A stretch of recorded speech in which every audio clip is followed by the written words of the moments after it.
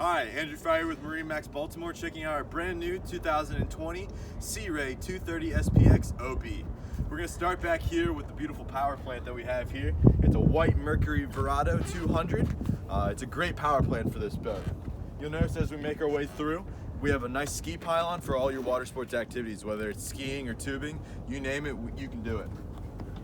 As we make our way into the boat, you'll notice that we have a beautiful area here for storage and dedicated table storage for your canvas or any of your water toys, as well as this also converts into a nice chaise lounge to be able to enjoy the rest of the swim platform as well. As we move into the full cockpit, you'll notice we have a nice L-shaped seating area here with a cooler underneath to be able to store all your drinks and food items as well. As we move our way up into the helm, you'll notice we have a nice Simrad screen here, and our nice Mercury digital shift and throttle, as well as our Fusion head units for our stereo. On this boat, you'll notice we have a nice head unit as well.